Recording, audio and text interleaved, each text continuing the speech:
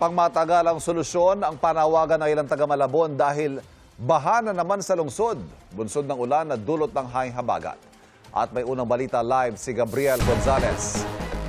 Gabriel?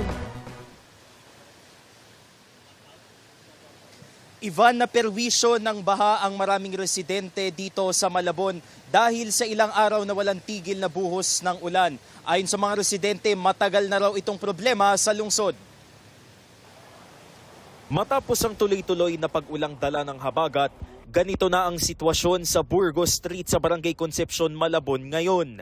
Abot binti hanggang tuhod pa rin ang baha sa malaking bahagi ng lugar. Sinuong ng ilang residente ang maruming tubig. Ayon sa 20 anyos na si Jaywin Dagundong, mula pa pagkabata niya, bahain talaga ang kanilang lugar. Kaya gusto raw niya ng pangmatagalang solusyon. Lagi naman po ganito pagka kalakasan po ng ulan, tapos pagka high tide po. Nakasanayan na rin naman. Ayaw na po. Baha pa rin po sa maraming lugar dito sa Malabon City. Kabilang po sa mga apektado, ito pong Concepcion Technical Vocational School dito po sa Barangay Concepcion. Pero ayon naman po sa Malabon DRRMO, ay hanggang gutter deep lang naman ang baha sa maraming lugar sa kanilang lungsod.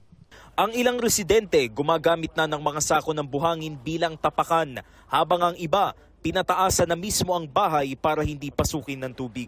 Gutter deep naman ang baha sa General Luna Street, pero nakadaraan naman ang lahat ng uri ng mga sasakyan. Sa Barangay Tinajeros, aabot sa 16 na pamilya o 61 individual ang lumikas matapos umapaw ang Tulyahan River.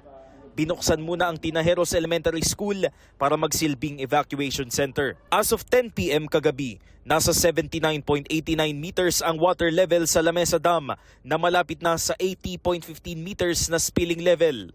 Yung ibang area po kasi okay naman na, naging stable na rin naman po yung sa kanila. So yung lang na problema lang po yung ibang evacuees kasi malapit po talaga sila sa Tulyahan River po talaga. Pag tumaas po yung ng baha, so wag na po sila magdalawang isip magpa-evacuate po kasi mahirap po mag-rescue pag malalim na po talaga yung baha. Nabigyan na rin ng hot meals ang mga residente. Nag-ikot na ang mga tauhan ng Malabon DRRMO para tingnan ang sitwasyon ng mga binaha sa lungsod.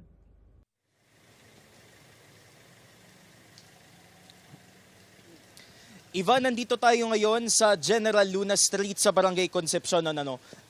Kaninang alas 2, alas 3 ng madaling araw ay bumuhos ng 2 beses yung malakas na ulan. Kung kaya't lumampas sa gutter yung taas ng baha rito. Ayon naman sa Malabon DRRMO, meron din ganitong sitwasyon sa katabing barangay naman na Barangay San Agustin doon sa C. Arellano Street. Isa yan sa lugar na madalas talagang bahain dito sa Malabon City. At yan muna latest mula rito sa Malabon, Gabriel Gonzalez, GMA News.